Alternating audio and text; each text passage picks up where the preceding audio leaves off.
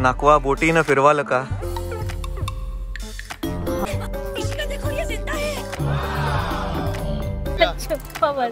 मला रस्ता चुकलो आणि ब्ला ब्ला ब्ला. कुठे गेला हा? पाणी पण महाग विकतायत अरे लोक. 1500ला तर आम्ही रेडी नाही झालो. दुखायला लागले पाय कसे दुखायला? हाताने मारते तू. हे मस्त आपडले बोट. जाताना कसे होतो आणि आता कसे चाललोय बघा.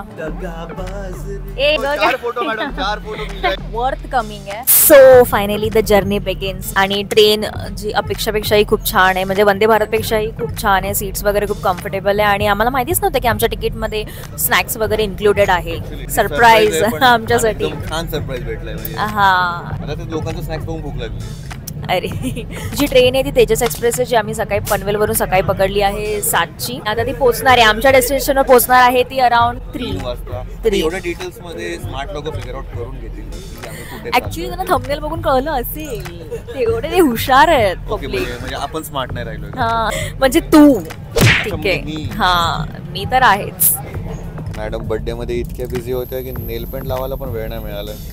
बर्थडे मध्ये नाही, कामामध्ये बिझी होतात. तेच म्हणजे बर्थडे मध्ये. बर्थडे दिवशी मी बाथरूम. अच्छा टाइम नाही मिळाला. आणि हाच म्हणला तूच बोललास की ट्रेन मध्ये काय नाही. ट्रेन मध्ये आम्ही असाइनमेंट्स लिहिले. तू नेल पेंट तो लगावू शकते. आज तुझी परीक्षा आहे. चला स्किल्स दाखव तुझे कसे तू लावू शकते.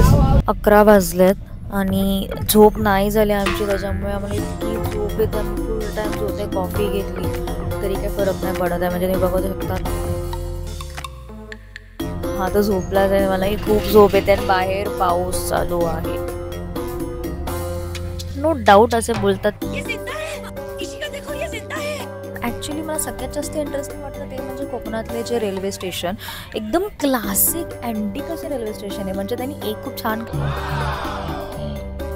डेव्हलप काही केलं नाहीये. त्यांचे स्टेशन जसे आहेत तसे आहेत. तर फायनली आम्ही पोहोचलेलो आहे. मागे आमचं आहे Madgaon station. Welcome to Goa Singham. Goa आमचं खूप टाइम पासून चालू होतं करायचंय कारण आम्ही बाकी सगळीकडे फिरलो पण गोवाच नव्हतं केलेलं. आणि साऊथ गोवा. आम्ही आता चाललेलो साऊथ गोव्याला. आम्ही ऑलरेडी स्कूटी बुक केली आहे. तर तो येणार. त्याने आम्हाला अयोध्या हॉटेल जवळ बोलवलं. तिथे आहे ते. तर जायचं तिथे. चलो सो चाललोय आता. त्याचाच फोन आलाय वाटतं.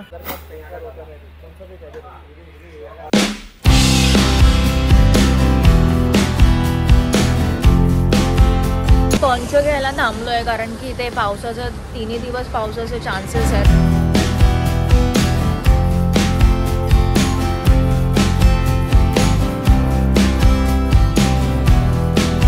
ओके सो ह्याने जो स्टे बुक केला आहे तो माझ्यासाठी टोटली सरप्राईज आहे. आणि आतापर्यंत तरी मला खूप आवडला आहे. पण मला इथे आलं कळलं की समोर मला बीच दिसतोय तिथे.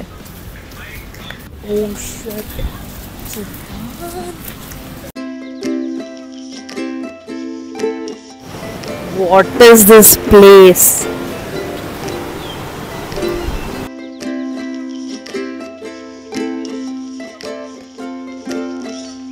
स्टे वगैरेचे सगळे डिटेल्स मी डिस्क्रिप्शनमध्ये मी देईलच.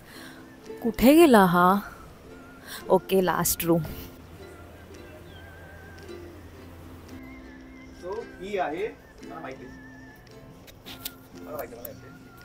सो बर्थडे गर्लचा सरप्राईज, तिची रूम आणि ती आता तिकडे जाणार. उघडायचं.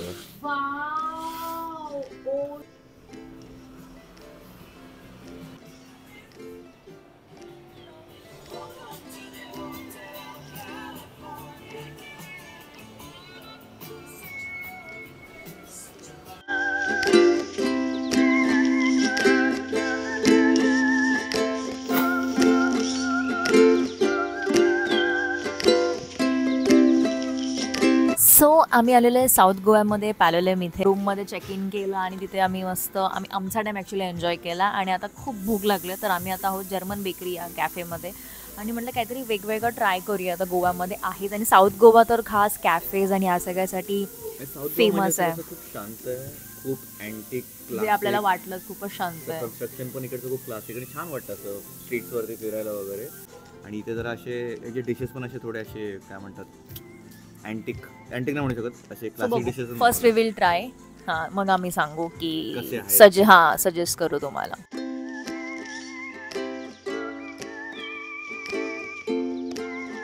नंतर आम्ही फक्त स्कूटीवर फिरत होतो, कारण पॅलेलम बीचच्या एक्झॅक्ट बाजूला मॉल रोड झाला आहे, जिथे बऱ्याच शॉपिंग करण्याच्या गोष्टी होत्या त्या मी चेक करत होतो. आणि असं करता करता आम्हाला भुका लागल्यात. मग आम्ही जिथे स्टे केलं आहे तिथेच खाली रेस्टॉरंट होतं, तर आम्ही तिथे जेवलो. सी फेसिंग होतं आणि मग थोडंसं राऊंड मारला, टाईमपास केला आणि मग रूममध्ये गेलो. सो असा होता आमचा डे 1.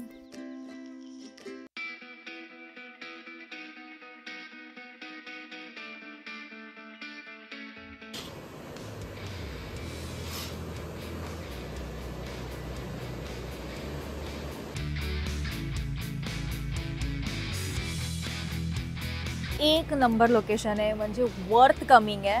येताना थोडासा त्रास झाला, रस्ता चुकलो आणि ब्ला ब्ला ब्ला, बट लांब आहे खूप. It happens. बट खूप सुंदर आहे लोकेशन. मी ह्याचे खूप छान आम्ही असे क्लिप घेतलेत सो दॅट तुम्हाला आवडतील. बट या मेक शुअर तुम्ही इथे येणार असाल केप गोवाला तर इथे नेटवर्क बिलकुल नसतो, सो तुम्हाला आधीच रस्ता चेक करून यावं लागेल.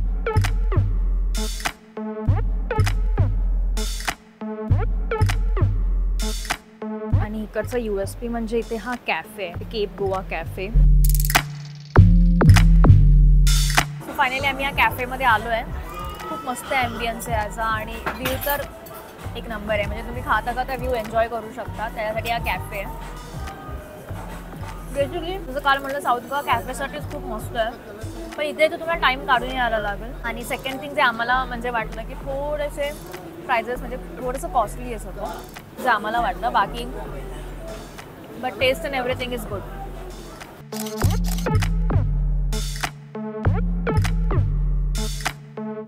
सो या एस्थेटिक कॅफेला बाय बाय केलं आणि आम्ही निघालो पुढच्या स्पॉटला. तर आम्ही तिथे लंच वगैरे केला आणि नंतर तिथे खूप पाऊस सुरू झाला, फोन बिन वगैरे आत होते. सो आम्ही आता ज्या प्लेसवर आलो तिकडे येताना मला जास्त फारसं शूट करायला नाही मिळालं, पण जाताना जर मला मिळालं तर मी तुम्हाला दाखवेन आम्ही कुठे आलो आहे. बट हे बघा,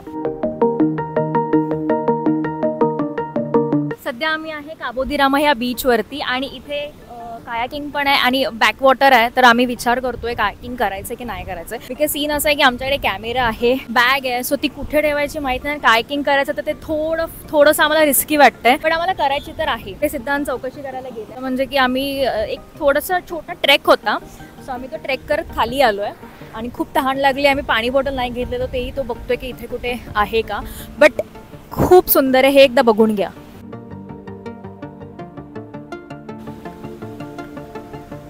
सो मी मस्त बसलोय आणि दिनत निघल आपली फुल मेहनत करून आमची नाकवा बोटीनं फिरवालं का याचं मोटिवेशन घेऊन आमची बोट चालवते. त्याला हात दुखायला लागले, पाय कसे दुखायला, हाताने मारते तू. ठीक आहे, पण त्यांना सांगू नेक्स्ट टाइम टेकणारी जरा बोट पाहिजे. हा ठीक आहे ठीक आहे ठीक आहे, गुड. लेफ्ट लेफ्ट, हा अरे परफेक्ट आहे आपला ड्रायव्हर युटर्न लेणार ड्रायव्हर. हा लेफ्टच मारत राहा, लेफ्ट लेफ्ट लेफ्ट, हा मारत राहा मोठा मोठा. काय नाही 6 एअरबॅग्स आहे गाडीला. हे मस्त आपडली बोट. आता उलट कर, समोर ढक. अच्छा ठीक आहे ठीक आहे, चल राईट मार चल.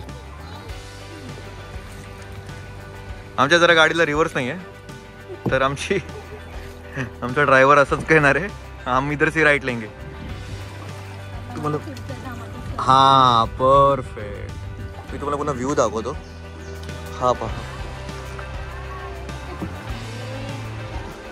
अरे वा, ड्रायव्हरने प्रॉपर युटर्न घेतलाय. आयुष्यभर तिथे स्कूटीचा युटर्न प्रॉब्लेम होता, बोटचा युटर्न एकदम बरोबर घेतलेला आहे विदाउट ट्रेनिंग. बिना व्हील्सची गाडी आम्ही लगेच चालवतोय बस. हा थांब, येस सही, हे घे. व्हिडिओ मध्ये येतो ते ग्लेअर्स बिल्स घातले. मी रेडी एकदम. आपण कुठली व्हीलर चालवतो, जे व्हील नंतर थोड्या वेळाने आत घुसतात ती गाडी आपण चालवत नाही. मी स्टार्टिंगला तर घाबरलेली, मी बोलले रिटर्न जाऊया. छान वाटतं ना. वर ते 500 फॉर हाफ एन आवर. वर ते माझ्या हिशोबाने हा बस झालं. अजून काय पाहिजे? पण मेक शुअर इकडे पाऊस नसताना यावे, आमचं एकदम बरोबर पण आता मला असं वाटतं आभाळ आलंय वरती बघ. आलंय. आम्ही आता इथून निघतोय आणि हे जे काका आहेत त्यांनी आम्हाला सनसेट तर दिसणार नाही कारण खूप पाऊस आहे, बट त्यांनी आम्हाला एक चांगलं व्ह्यू जिथून तुम्ही एन्जॉय करू शकतात ते दाखवलं. तर तिथे आम्ही चाललो आहे कारण इथे खूप जोरात पाऊस चालू आहे, खूप जोरात. तुम्ही मागे बघू शकता. जाताना कसे होतो आणि आता कसे चाललोय बघा.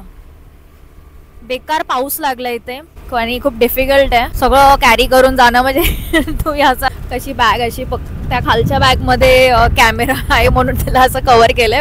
तर फायनली आम्ही त्या जागेवर पोहोचलोय. कोला बीचचा एक हिडन जेम आहे. कोला बीच आहे पुढे आहे, इकडे थोडा एका वेगळ्या रस्त्याने यावं लागतं कोला बीच वरनं. पुढून असं म्हणतात की सनसेट फार सुंदर दिसतं. तर आम्ही इकडे आलोय, पण इकडे पोहोचण्याचा रस्ता अतिशय खराब आहे. म्हणजे स्कूटी घेऊन फुल ऑफ रोडिंग करा, मोठे मोठे खड्डे. पण ठीक आहे, आपल्याला मुंबईत आता एवढ्या खड्ड्यांमध्ये चालवायची सवय झाली ना, म्हणून काय वाटलं नाही एवढं. पण हो, यायचं असेल इकडे तर थोडं सांभाळून यावं लागणार. पोचल्यावरचा जो स्पॉट आहे ना, इतका सुंदर आहे, लाईक लिटरली. दाखवते ना, इथून आपल्याला सनसेट दिसणार आहे. हां, त्याचा टायमिंग आहे 6:26. तर ठीक आहे, 1 तास आहे. आम्ही मस्त कॉफी पिऊन एन्जॉय करूयात. वाजलेले आहेत, टाइम वॉच बघते, टाइम चेक 5:40 होतील आता. ओके. आणि सनसेट होत आलाय आणि खूप मस्त फोटोज काढलेत आम्ही. तर मी इथे इकडे वगैरे टाकेल की, पण मी तुम्हाला पण मला दाखवायचं आहे. सो मी थोडी टर्न होते. इथून निघाल्यावर आम्हाला परत पुन्हा पाऊस लागला, त्याच्यामुळे आम्हाला फारसं काही शूट करता आलं नाही कारण आम्ही पूर्णपणे भिजलो होतो. तर आज आहे डे 3. तर ह्या रूमला टाटा बाय बाय करायची वेळ झाली आहे. वाजले आहेत 11:15 आणि सगळं पॅकिंग वगैरे सगळं करून ठेवलंय आम्ही. थांब ना, तर सगळं पॅकिंग वगैरे करून ठेवलंय. तर आता सीन असा आहे की आमची जी रिटर्न फ्लाईट आहे ती आहे रात्री 10:30ची. आता आमच्याकडे आता दिवस एक्सप्लोर करायला, तर आम्ही तेच विचार करतोय की आता नेक्स्ट काय करायचं. सो मी आता सांगणार नाही आम्ही कुठे जाणार आहे, पहिलं आम्हाला जाऊ देत आणि मग आम्ही तिथे तसेही मी व्लॉग करेलच. आणि हा आहे माझा आउटफिट आणि हा माझा आउटफिट. असा कॉम्बिनेशन आहे. ऍक्च्युली ब्लॅक अँड व्हाईट करायचं होतं, पण मला स्कर्ट असा मिळाला, सो ठीक आहे, थोडंसं ट्विनिंग झालं. तर तुम्ही पण ही प्लेस, ही जागा बघून घ्या. Boy.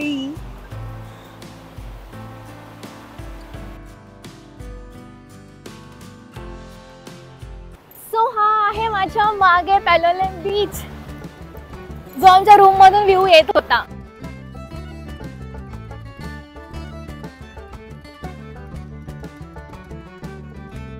तर जे म्हणतात ना की तुझे फोटोज आणि हे एवढं का छान येतात व्हिडिओज वगैरे, कारण की येस, मी खूप लकी आहे की मला असा नवरा भेटलाय जो बिचारा सगळं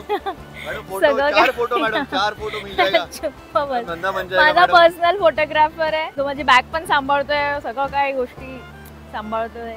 सो आता माझी फोटो काढायचा टाइम आलाय. ठीक आहे, कॅमेरा आहे चालू, हे तू गळ्यात ठेव, हे खांद्यावरती घ्यावे. ठीक आहे, म्हणजे आउटफिटला सूट नसेलच होत. तर आपण काढलेले आहेत 4-5 फोटो आणि आवडल्यात का? खूप जास्त आवडले, इमॅजिन पण नाही करत आहे. शेट, आणि तो फुलवाला हा बघ. तर अजून कॅन्डिड पण काढलेत मी. हा तर काहीतरीच आवडलंय, बाप रे, सुंदर आलं यार. जमतंय, आपल्याला पण जमतंय. शिकली, लवकरच शिकली या ट्रिप मध्ये ना, फटाफट शिकते. कायाकिंग करायला शिकली, कॅमेरा पण असं लाईक मास्टरी लगेच. तर आम्ही ह्या शॉपमधून बऱ्याच जणांना खूप सारे सुविनियर्स घेतलेत. म्हणजे आमच्या सगळ्या फ्रेंड्सला आम्ही ह्याच शॉपमधून घेतले. शॉपचं नाव आहे श्रीलक्ष्मी हँडीक्राफ्ट. यांचं इंस्टाग्राम अकाउंट पण आहे. म्हणजे ऑल ओव्हर इंडिया आपण कुठेही ऑर्डर देऊ शकतो, तर ते आपल्याला घरी ऑनलाईन डिलिव्हरी सुद्धा करणार आहे. खूप इंटरेस्टिंग म्हणजे हे टी कोस्टर्स आवडलेत, खूप वेगवेगळ्या डिझाईनचे आहेत. आता सध्या बॅगमध्ये जागा नसल्यामुळे आम्ही घरच्यासाठी आम्हाला मोठा हवा तो घेत नाही आहे, पण आम्ही विचार करतो की घरी गेल्यावरती ऑनलाईन ऑर्डर करू. सो येस, तुम्ही पण कधी गोव्यामध्ये आला, साऊथ गोव्यामध्ये, तर मेक शुअर की तुम्ही या शॉपमध्ये विजिट करा. नंतर आम्ही गेलो द मिल कॅफेला. तेही असं एस्थेटिक कॅफे होतं, म्हणजे त्यांनी एक कौलारू घर जे कॅफेमध्ये कन्वर्ट केलं होतं, विच इज इंटरेस्टिंग. सो आम्ही आलेलो आहे द मिल कॅफेला आणि इथे आम्ही जसं आम्ही तुम्हाला सांगितलं की गोव्यामध्ये आम्ही बरेच काय वेगवेगळे डिश ट्राय करणार आहे. हे आहे व्हॅनिला बनाना पॅनकेक, काय व्हीगन रॅप आहे, बनाना टोस्ट आहे. तर दिसायला तर खूप छान दिसतं. सो आता आम्ही त्याच्यावरती ताव मारणार आहे.